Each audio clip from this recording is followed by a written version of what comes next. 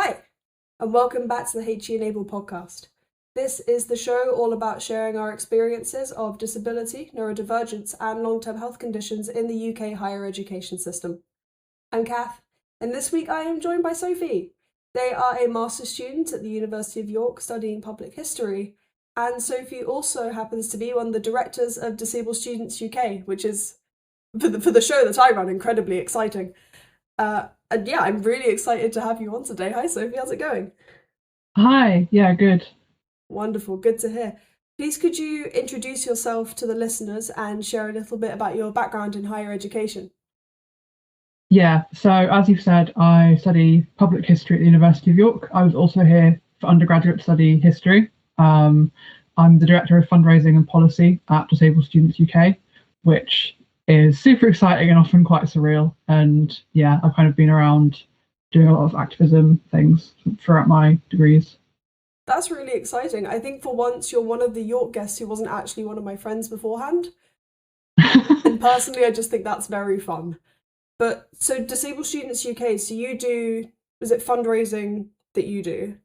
Yeah, fundraising and policy. Fundraising and policy, those are two very big things. And then you said before we started recording there are two other directors, so I guess you all kind of govern different things. Yeah, That's cool. Right. Are they kind of like spread out across the country? yeah. That's really exciting. Next question. If you are comfortable saying, how did your disabilities impact your experience of higher education? So I have kind of a little bit of a mixed bag going on, as I think a lot of people do. I have a couple of energy limiting and chronic pain conditions. These cause kind of big issues with fatigue and keeping up with work. For the first kind of 2 years of my degree, I just was blatantly not keeping up. Was really struggling with that, and somehow still like pulling quite good grades. So people kept, I felt like I was drowning, and people kept kind of telling me how well I was doing.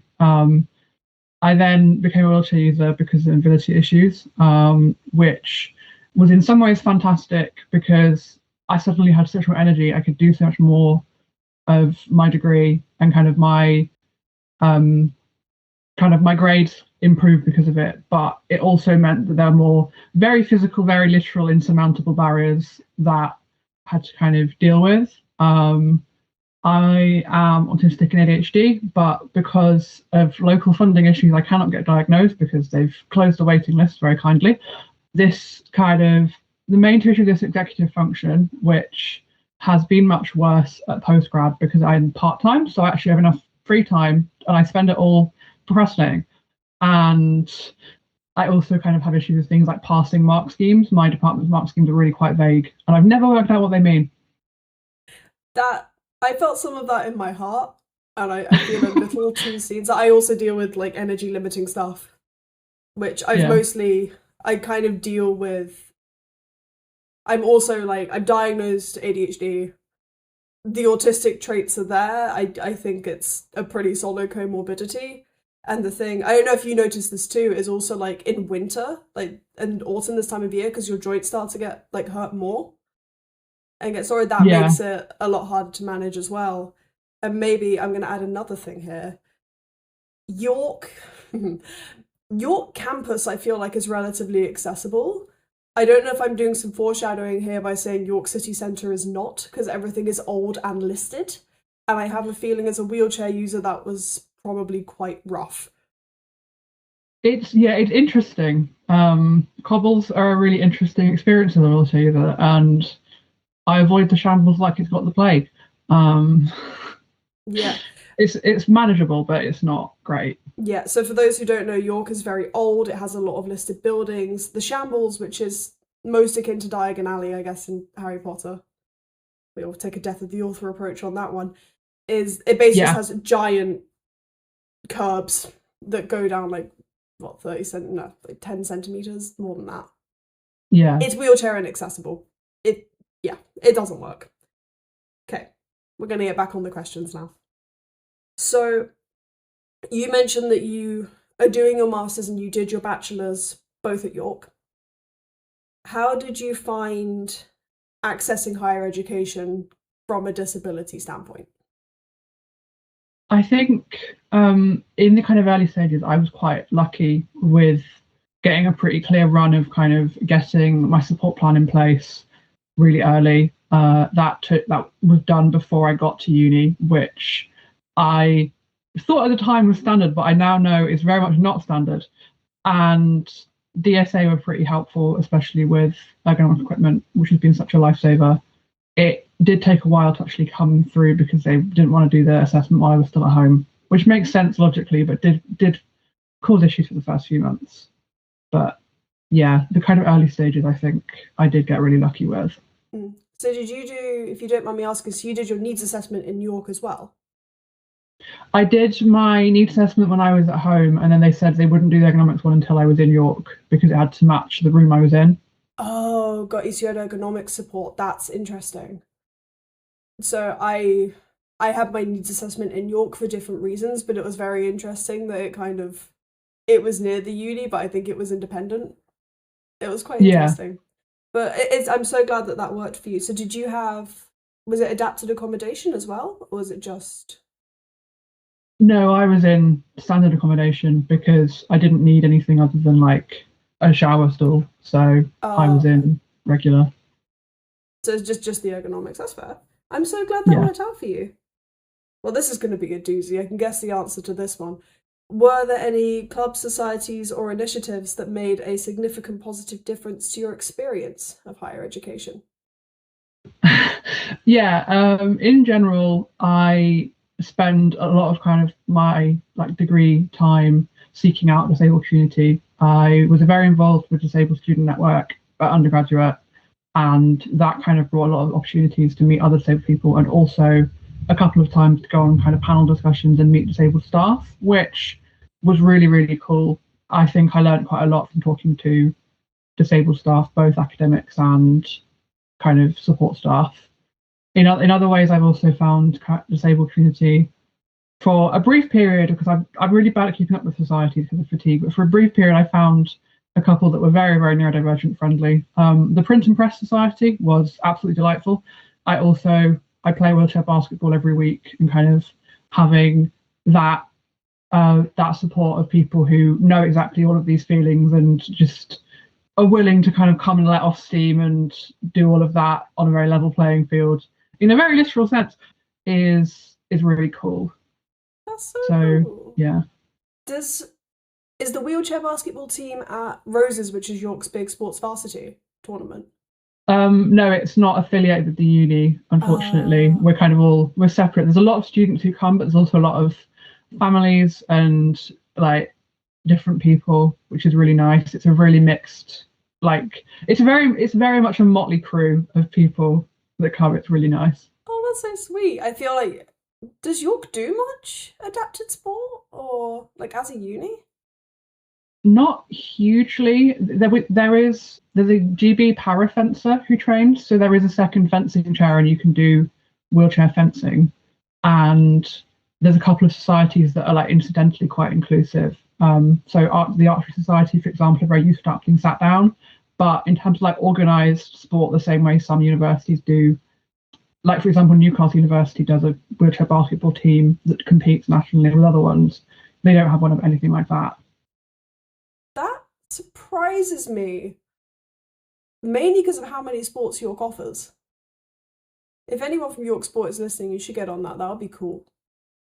Yeah, I understand why it kind of doesn't happen as much because adaptive sport is very expensive, but I also think that it's one of those things that can be so life changing that it's worth the outlay and cost, in my opinion. Also, that's what the lottery grants are for.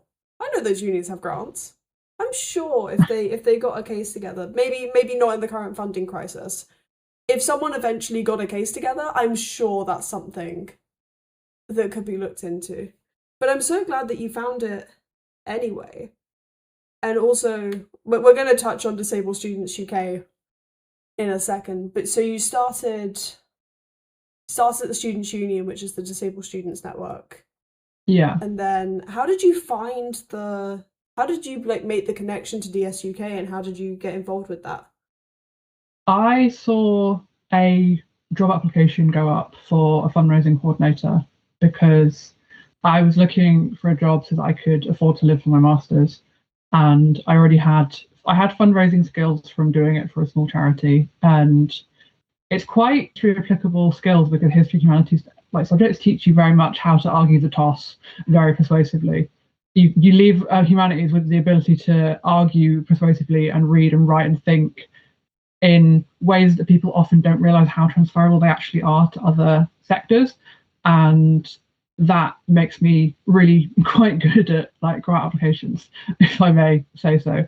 Um, and so I applied for that and got it. And kind of it's been like a year and a couple of months, I've kind of been more and more involved in wider strategy conversations and in managing, like picking up the policy remit as something else to manage and grow, and then got asked to be a director. It's a very surreal thing because I didn't expect it to go this way at all, but it's very, very cool to be directly involved in working on so many really important things.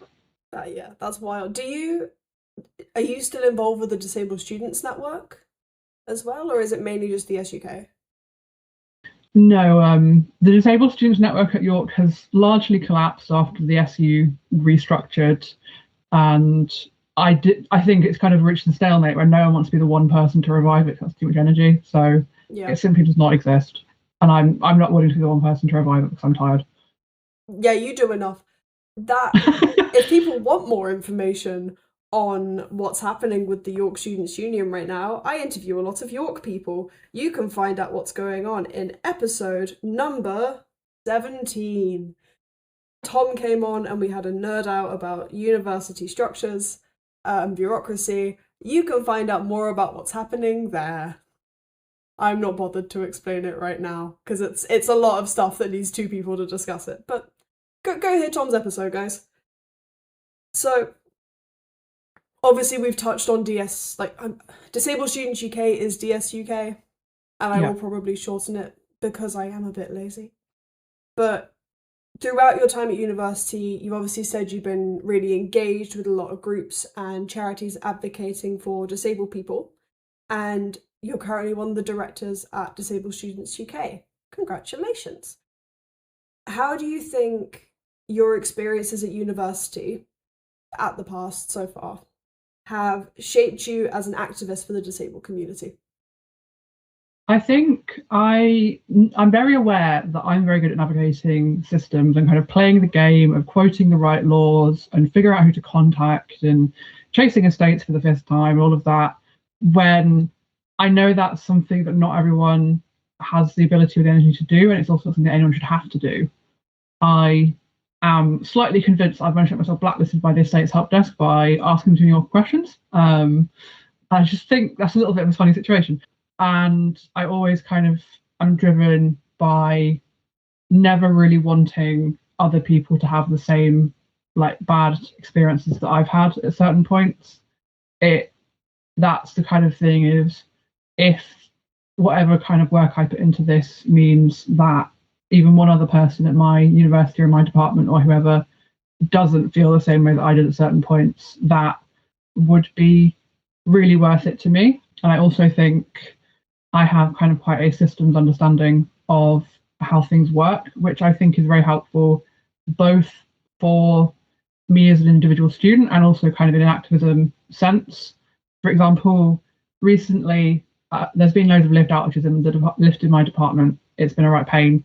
And none of the academics that I work with have known what to do about this really, which it would be very easy to blame them and to be annoyed because like this is my favourite academics I've ever worked with. I don't want to be mad at them for the fact that they're panicking over a lift outage and they don't know how to like get an alternative room or who to ask.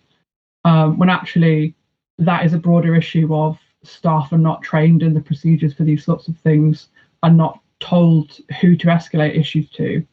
It's not their fault. They're working with what they've got. It's that what they've got is fundamentally not enough, which is helpful for me because it means I don't have to blame these people who I do generally like because I don't see it as their fault. I see it as a broader systemic issue where disabled students are such an afterthought all of the time. I read a report, I think it was a wonky article this morning about how disabled students, when you look at how the adaptations are done, you're starting from the results. Or many institutions start from the results that they're getting and then work back. But while the results are improving, student experience scores are actually going down. I don't have the numbers to hand. And it varied a lot if you were, say, like a part-time student or a distance learner. Yeah. But there was definitely something there about how disabled students, in terms of grades, in terms of full-time undergraduates, are actually improving. But student experience is just plummeting. It's really interesting to hear both sides. So I obviously interviewed Maren a couple of weeks ago, who's also who I know through you, because she's also involved with Disabled Students UK, and she obviously went very intentionally to a small university and got the support that she needed because the university is used to that, and I think it's kind of what it knows, and it's quite small. If you have a university like York, it's not their fault, but they're inherently a bigger institution. They're a research institution. They're part of the Russell Group. And I know it's not just them, it's just what I know, right? It's difficult because it's never, no matter where you go in disability services, no matter where you go in academic departments, no, there's rarely any malice when reasonable adjustments aren't met, or if something's gone wrong that should have been done ages ago. There's never any malice. It's just that something has gone wrong at some point, or someone didn't do their job properly, and it kind of leaves the disabled student at the receiving end. And it's tough because not only does the self-advocacy, it needs to get things right, take so much energy and not always necessarily work, it's also that there is no one to blame. Like, if you went and did an official complaint, you find blame, but I don't think you find the malice in people's hearts. Yeah. To kind of speak to the stats you've mentioned, what has kind of been referenced in the new Office for Students brief is partly DSUK's own research. It's also partly National Student Survey results, which consistently find disabled students to be much less satisfied across all angles with their degree. There's also external research, which I don't think OFS included, about disabled students, which find disabled students to be the loneliest group in higher education, even beyond international postgrads or mature students or any of the groups you'd expect it to be. That comes up again and again. And it is something that we kind of think about a lot at DSUK on a systems lens, because any policy or procedure or law is only as good as the accountability backing it up. If there are no consequences to breaking the Equality Act, then people can do it whenever they want. A lot of people don't seem to realise, even those who are working in this sector, is just how legally based disabled students' rights are. So they are literally enshrined in the Equality Act. There are lawsuits go ahead successfully, but a lot of people see it as an add-on rather than something that should be built into every aspect of the student experience. So it is something we're pushing for a lot at the moment, is an increased investment into proper oversight and accountability, so that it doesn't require disabled students to be individually making sense of all of these bureaucratic systems and going around in circles and doing all of this emailing, because it shouldn't have to be this difficult to often get what's quite simple things. Yeah, and I guess it's very different to be a disabled student and having to do the self-advocacy, whereas even people like you or people from students' unions, it is their job. Yeah. And it's much more exhausting when it comes from a personal place, I feel like. And the other issue is that there's no, you can correct me if I'm wrong, you're a policy person, there's no national policy on how universities essentially govern their disabled students, right? So you'll have a support plan, and if you have, I guess, something like an education, health and care plan, that which you normally get in school, not for university, that might play a small role as well. But for the most part, the way that universities choose to manage their disabled students is not standardized as long as they're meeting minimum requirements, essentially. And it makes it very hard to kind of standardize anything so that we can provide consistent support for students. And sometimes there are valid reasons for that. But sometimes it can be a little bit tricky to implement things because of how self-governing universities are. Yeah. So, yeah, I totally agree. It is so much easier to do it in a professional capacity. I am such a big advocacy for other people. I will write other people's emails. I will do all of that. I am like a dog with a bone with it. But then when it comes to myself, I can think of at least 3 instances where I wanted to write a formal complaint and didn't because I could not face it. In terms of the regulations that currently exist, a lot of the regulations that happen are pretty toothless, to be completely honest. People aren't willing to impose actual consequences a lot of the time, which is kind of what the conversation has been around the OFS brief that came out yesterday. Is it's all recommendations and here's how you should be doing these things, and no mention of the fact that you should have been doing those things anyway because they are legally required. And that is kind of a lot of the issue from our point of view, is that there's no consequences. And yeah, there's guidelines and there's a disabled student commitment which recommends best practice, but it's completely up to universities what they do with that. And a lot of universities choose to make systems that vary from quirky to downright convoluted. And there's often not too much recourse on that, or not straightforward recourse on that. You can make a formal complaint, and then you can, if that you don't like the results of the formal complaint, you can take that to the Office of the Independent Adjudicator. But, and this is something that blows my mind every time I have to explain it to someone, the Office of the Independent Adjudicator has no legal backing. It can only judge whether the university has followed its own policy. It cannot judge whether the policy is lawful. So it's like having the university mark their own work, essentially. So, and you have to do that before you can go to court.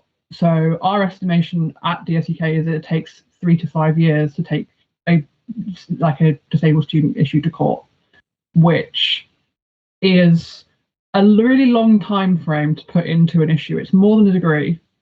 So it really does come down to only a very small number of people are willing to put that amount of time into something, especially when, and we know this from our research, but I also know from our own experience, the majority of us face several issues and don't report most of them because it's not worth doing. So yeah, there's a lot of systemic overhaul which is needed. It's a really big, complicated issue that we work and think a lot around. And it's not even that it's not worth it. So I was very close to putting in a formal complaint with something during, I'll say, one of my degrees. If you listen to the first episode, you can probably deduct what it is. But I knew I should have done it, but I'd got what I needed, and I just didn't have the energy. I was so burnt out from trying to finish my degree without the things I was complaining about that I just didn't have the energy to put it in. I have a feeling if I had done it and I had completed that complaint, I probably would have got money. But I wanted it over with. I didn't want to move. And that, especially when you have energy limiting conditions, I don't know if I did at the time or not, it doesn't matter. But that can play such a major role. So much goes unreported, probably nationally, more than we realise. Yeah, for sure. Okay, so we're gonna move on to the next question. So obviously you've mentioned that you've got a little bag of things going on in terms of your conditions and things that you have to manage and live with. When you're at university, it could be ongoing, it could have happened whenever. Did you encounter any obstacles during your experience of higher education? Did you overcome them? And if so, how? So I think I very much, most of my issues kind of go from bouncing around different bureaucratic systems. As far as universities go, York is exceptionally siloed in how it works, particularly because there's more moving parts with colleges and things involved.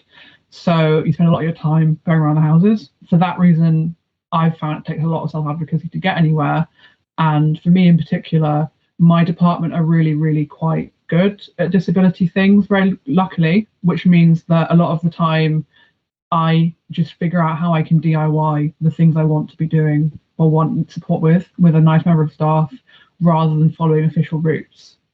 I'm not saying that as a recommendation or anything. I'm just saying that how it's worked easiest for me, because it takes less energy to just go straight to my nice supervisor, for example, and tell her what I need than it does to go to disability services and have to wait for them and all of that sort of thing.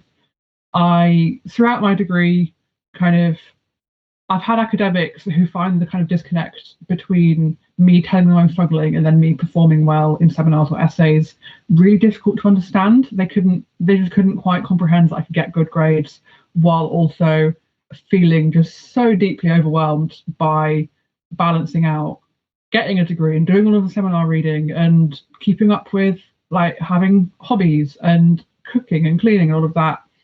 I remember so vividly one time in second year, I was really struggling to keep up with the reading on a certain module because the tutor, who I absolutely love, was just setting loads. It was just an obscenely high amount of reading. So I went through the semester and basically said, I've missed all of these readings. I handed her a physical list. Which one should I catch up on for the exam? And her first response was, oh, I had no idea. You always speak so well. And I understand the sentiment, but that was a really jarring thing to hear because it was very much like, oh, I've gotten so good at compensating for this, they don't even know it's happening, even though I spent like every week of this term in my department's like wellbeing person's office being stressed about what if I fail. That was really strange. And then when I got my wheelchair and started using it, it was a really weird experience at first. It feels like it very much embodied the social model for me because it suddenly went from all of these barriers were my energy limiting issues, were my like pain was the limitation, to the limitation was the physical environment properly for the first time, which is an odd experience just because it can be really difficult to get staff and kind of not just academic support staff as well to appreciate the kind of magnitude of these physical barriers and how it feels to come across them so often. For example, I argued the toss with estates for quite a while over when a lift went out of service. On the York campus, there's a lift to get up to the level of campus the library is on. That went out the day before my dissertation was due. And the backup lift was also broken because why would it be? So I went all the way around the back of campus, which was uphill for a mile, because I needed to get to the library to find a couple of page numbers for footnotes, or I couldn't submit my dissertation, like point blank. And I didn't really want to do an extension and then hope that it got specific or anything. So I just had to make the most of it, or make the best of it even. So I emailed estates and was like, this list is broken, when is it going back in?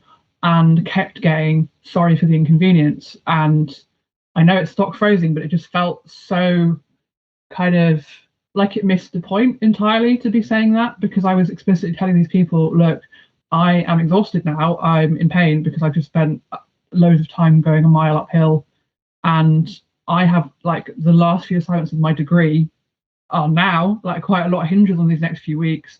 And she kept saying sorry for the inconvenience, and I kept going back and forth.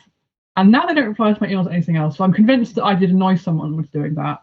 But it was just one of those things where you hit that barrier and you're like, oh, people do not think about what it is like to have this experience.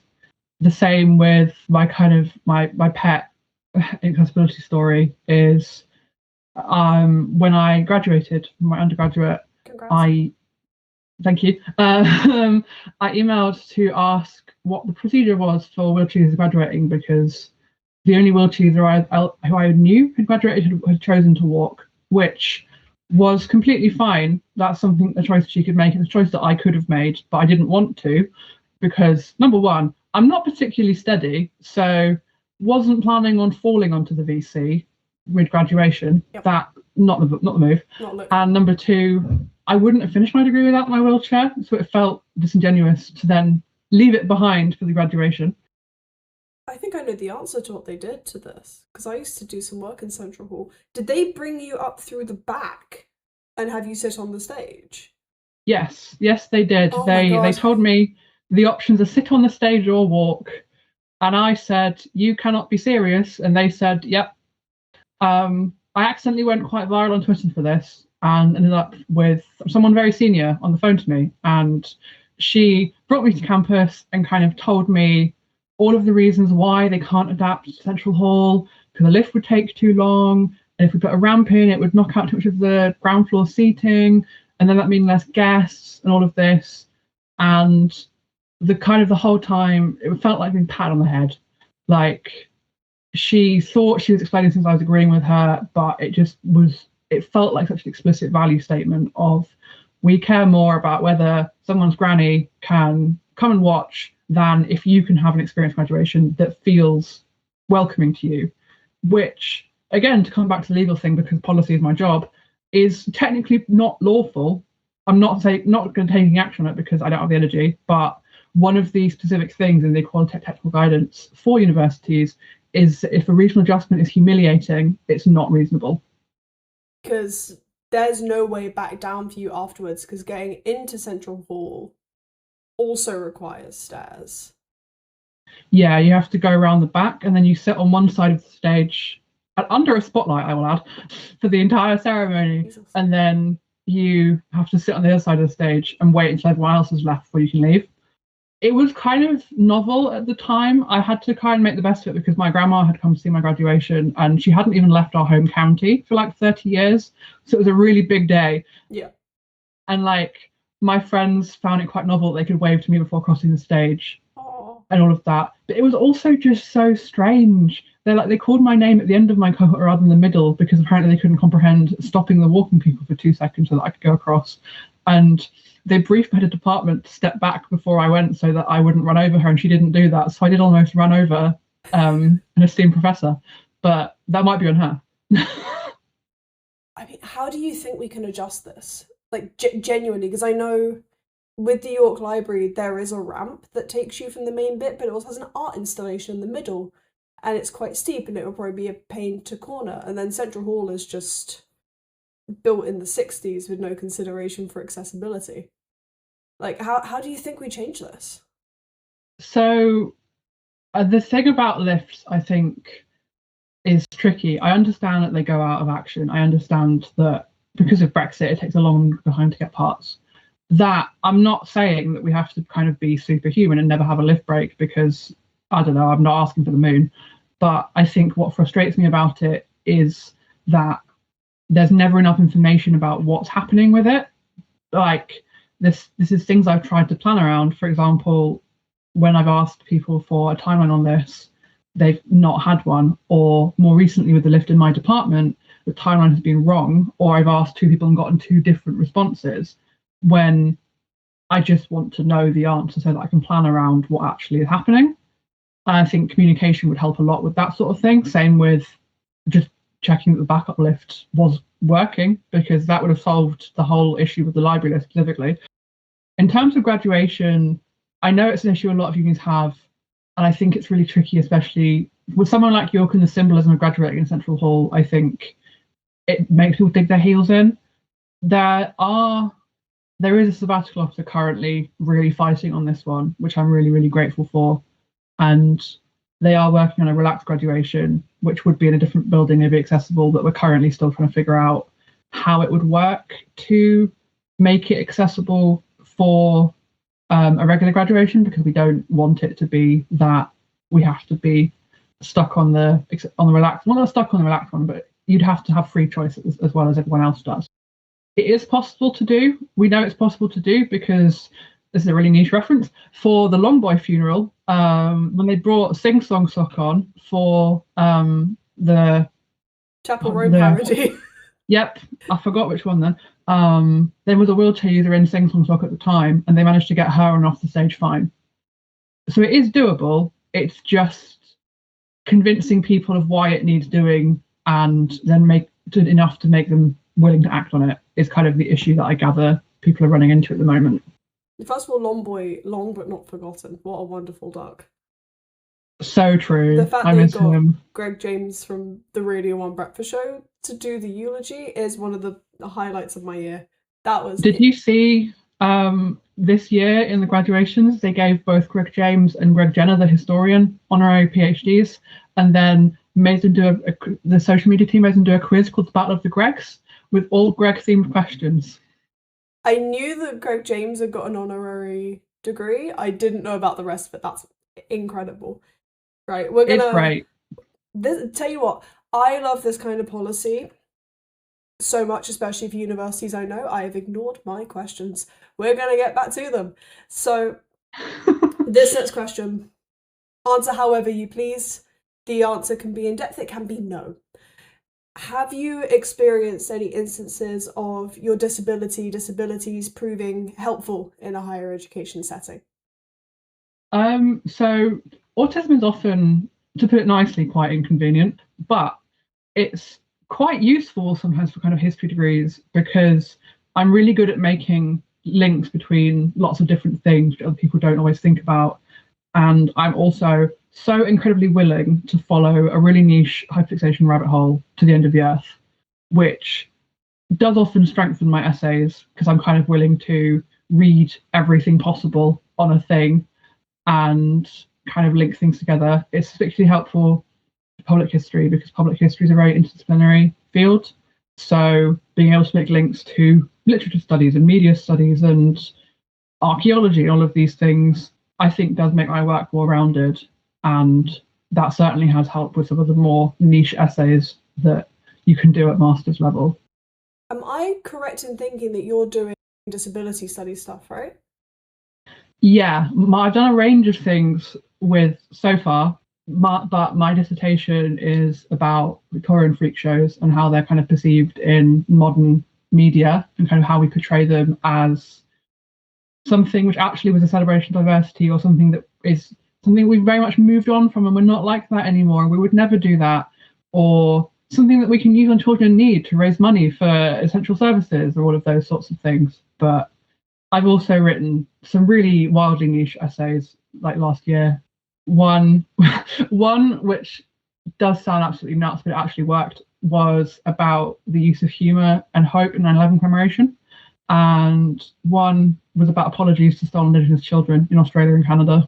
And it's all relevant as well. But I'm guessing it was mainly The Greatest Showman was probably your primary source for your dissertation. Yeah, begrudgingly, I was like, I can't write this dissertation without The Greatest Showman. And as much as I love ripping it to shreds, I did have to rewatch it to do that, which didn't enjoy that bit of it. But it means you can critically analyse it now. Yes, heavy on the critical part. Next question. We've spoken a lot about your time at university.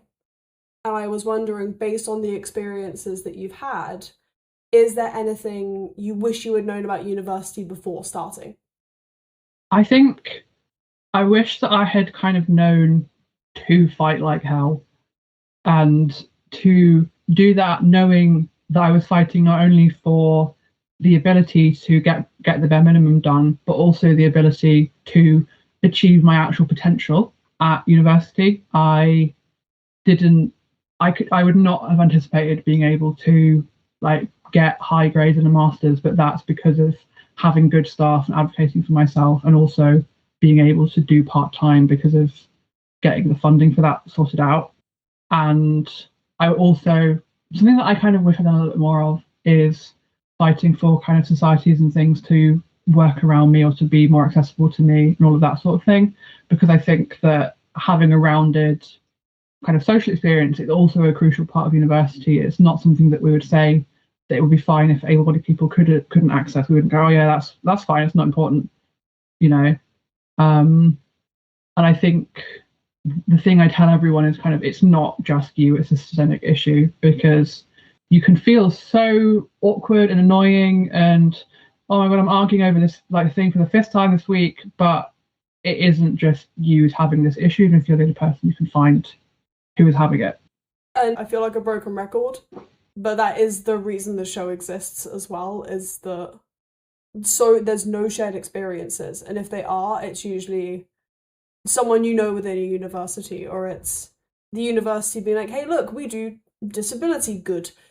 Yeah. There's not necessarily any centralized platform. And I think the more that we get people talking, the more we'll be able to do. And I think that's very exciting. Yeah, for sure. We've only got a few more questions. Let's have a look. So we've obviously discussed that you're doing policy and fundraising with Disabled Students UK. You're doing your master's in public health. Public history. Public history, thank you. Public something. I'll get there eventually. But I wanted to ask, either if it's just that or if there's anything on top of it, what are you doing nowadays, and how have your past experiences in higher education affected this? Yeah, so that is kind of the main sum of what I'm doing at the moment. I feel quite driven to keep on at DSUK, both because of my past experiences and also just because the skills that I've gotten from my degree and from various voluntary positions are really useful, and it's really good to be able to get to use that in a positive way. I'm still studying my public history and eventually hoping to turn that into a career in heritage and similar, but kind of seeing what happens with that, because I'd rather wait for the right accessible job than kind of switch too early and screw myself over. That's fair. I know there's been an uptick of accessibility themed events and museums. I know the V&A, it has an accessible exhibition on about like disability. Is it Innovations by Disabled People? Yeah, it's disability and design focus. I haven't got a chance to go yet, but it looks really cool. I'm so glad you knew that. I just knew it was on. But the thing is that I saw a post the other day about how it isn't necessarily friendly for people who are partially sighted or blind. Yeah. And like, because it's conserved like a museum, they have stuff behind glass, which is like has braille on it and they can't touch it, and there's no scale models. And it's amazing that we're seeing all this. I think the sector has a long way to go. But I think if you found a role with stuff like that, you'd fly. Yeah. It's blind people in museums or partially sighted museums is something that people are getting better at, but they often do it in very kind of specific exhibitions. I know there's often handling collections for specific parts of exhibitions, but it should really extend to the whole thing. I think it's the Louvre in Paris, I think, does tactile paintings where they have like a replica that you can touch. I think so. And there's often, I have seen other things of like tactile buildings and things, which is really cool. That's really cool. I hope more of that happens, and I hope that you find what you want to do within that, because that is very exciting and very, very necessary. Yeah. So we've spent this episode having a wonderful discussion about policy that was not scripted at all. Wonderful. But we've also touched a lot on your story and the things that you've been doing. This is a question I ask most of my guests, and I'm excited for you to answer it. If we zoom out, how do you think we can improve the experience of higher education as both individuals and as a society? Okay. On a kind of big systems level, the obvious big solutions are more money in terms of more funding for disability services, because we're hearing across the board that many of them are just too overwhelmed for what they have to do. I remember when I was at undergrad reading a report about York, which said that each university, like disability services staff member, had over 1,000 students on their caseload. They have no hope in hell of keeping up with that or knowing who even all of those people are. It's just not possible. Similarly, with mental health support, getting that to be better funded, especially in like kind of bigger institutions, would be really useful. I know some friends at smaller universities have had much better luck with that than I know people at some places like York have had, just because of the resource difference. Marin. Yeah, just because of the resource difference of, yeah, per student. Honestly, it is. I'm so happy that she got that. But Obviously, yeah, 100%. And also the cost of living and the lack of increases to student loans and all of that sort of thing are a big issue for everyone, but they're a doubly big issue for disabled students, particularly as many of us can't just pick up bar work on the side and then do all of that sort of easy to access work. I was quite lucky in finding accessible internships that I already had the kind of skills to do, but if it wasn't for that, I would have struggled a lot undergrad because there was no way that things like supermarkets would have been accessible to me. I think a big one that I think a lot about is I wish it was easier to go part-time, particularly undergrad, without it causing huge issues with finances and accommodation and things. It's one of those things that often has to be sorted by a very special arrangement, and so very few people do it, when actually I would have been better off part-time, and I know other people who would have been as well. But at the same time, I say that a little bit hesitantly because I'm part-time now in a mostly full-time cohort, and it can be a really kind of jarring experience to be one of the only 2 people left out of my whole cohort. Everyone else is gone, and there's all these new people that I don't really know. So I think increased part-time has to come with increased thoughts about how blogging actually works and how we can create that. I don't regret going part-time, but it is jarring for sure to be on my third or fourth round of welcome to York SU emails as if I am not painfully familiar. And my kind of final point on a systems level will be, again, increased accountability and oversight. It should not take disabled students arguing and fighting all of this when there is no backup. There should be ramifications for breaking the law because it's a law and that's how they work, which I know sounds so obvious, but it's not. On an individual level, I think obviously sharing our stories is really, really important to illustrate what is actually happening and what is happening behind the statistics that organisations like DSUK produce. Statistics like, for example, our flagship one of last year, we found that only 38% of students had all their needs met. That is one thing, it is a really bad number, but it is an even bigger thing when you know what it looks and feels like to not have your needs met. Having people who are vocal and willing to talk about that sort of thing really, really does help to get it under policymakers' noses and to get them to believe it as a proper thing that's affecting real people very seriously. And I also think it's very important to kind of prove what's possible to disabled students, to people who are looking to go to university.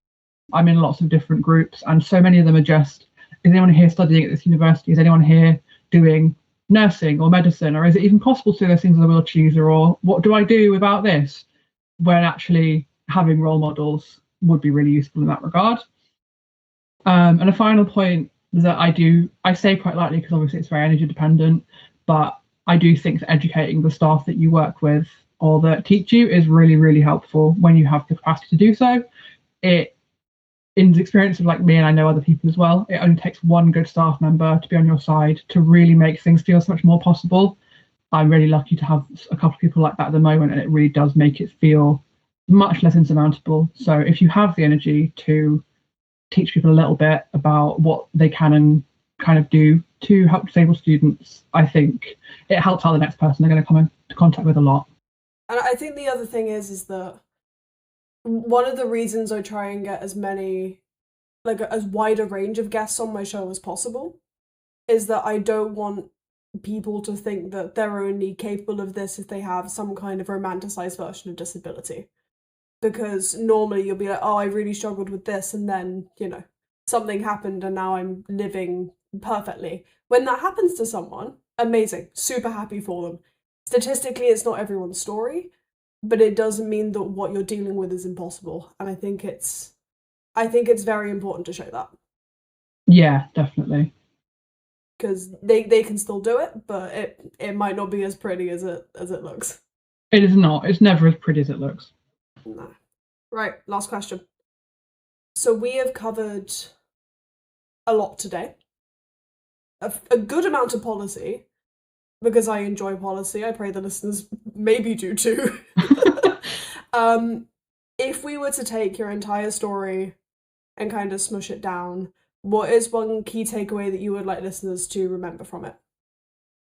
I think that you kind of have no idea where taking random opportunities will get you. The kind of weird jagged line from me volunteering with a little charity or speaking on university panels to now being a trusted voice nationally with all of this sort of thing at Disabled Students UK is something that you can give me a million guesses and I would not have predicted in the best way possible. So I do think it is worth taking the random opportunities that come your way and just seeing what happens. Yeah, like, you know, cold messaging one of the directors of Disabled Students UK and then just going, yeah, sure, I'll come on. Just do the thing, guys. Just do the thing. Right, Sophie, we're done. That's the questions. Thank you so much. I am just going to say a few little things and then we can go about our days. So, HE Enabled is the show dedicated to sharing the experiences of disabled, neurodivergent people, as well as those with long-term health conditions in the UK higher education system.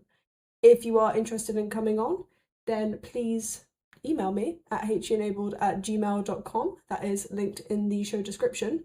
And if you have made it this far, you might like to know that HE Enabled has a Patreon now.